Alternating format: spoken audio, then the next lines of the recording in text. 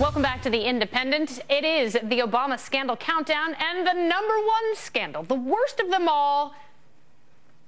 It involves a young National Security Agency analyst whose glimpse behind the security curtain turned him into the most famous whistleblower in the world. His document grab terrified the government, who's had to come clean about a number of secret spying programs. But first, they had to lie about what they knew he knew. Does the NSA collect any type of data at all on millions or hundreds of millions of Americans? No, sir. It does not. Not wittingly. My God. Judge Andrew Napolitano is back. He has helped us pick the #1 scandal, and of course, it's the NSA. I am sorry to laugh at that. I laugh because when you're on the bench, you're sort of trained to try and assess people who are lying. I mean, that is just a classic. What are some of the signs? What are you looking for? Classic case. The shifty eyes, the hand trying to sort of insulate himself from the eye contact with the senator, who he knew what the answer was, because he had briefed that senator, Ron Wyden, in private. And to make matters even worse, the day after that was taped, Senator Wyden gave him a chance to change his testimony, and he declined to do so. And what is the defense to the perjury charge? I work for the government.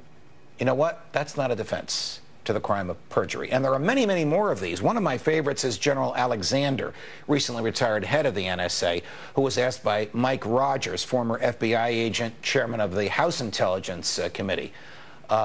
General, some people say that the NSA has the ability to listen to everybody's phone calls. Is that true?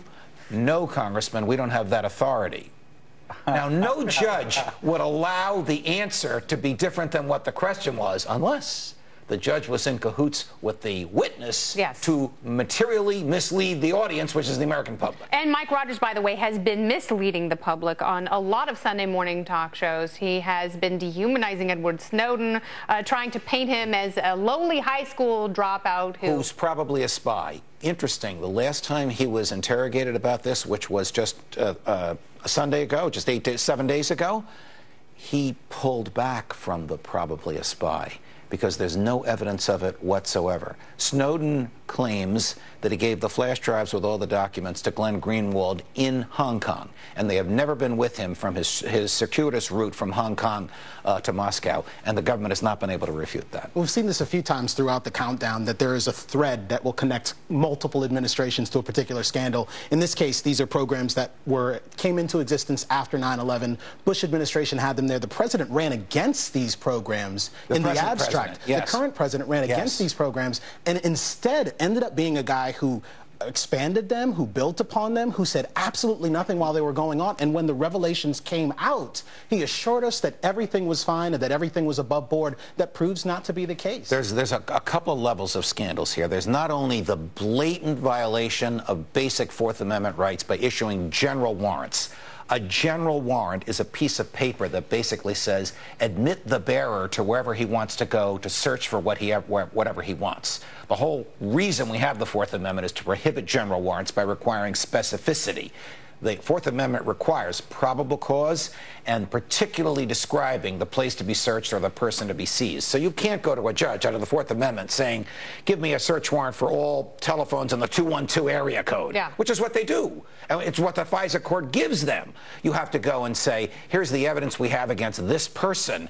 Give us a search warrant to listen to this person's phone calls. The other level of scandal here is the Bush administration and the New York Times, because George W. Bush's use of the NSA was discovered by the New York Times before the election of 2004. John Kerry should hate the New York Times for this, because the Bush administration persuaded the New York Times to sit on it for a year. It was exposed December 2005. They learned about it October 2004. There might have been a different president elected in 2004 had the Times revealed this illegal behavior on the part of George W. And by the way, not the only time the New York Times has been irresponsible about the NSA. They said that, Snowden's computer was drained by the Chinese government when he was in Hong Kong. There's zero evidence of that. There's zero evidence of that whatsoever.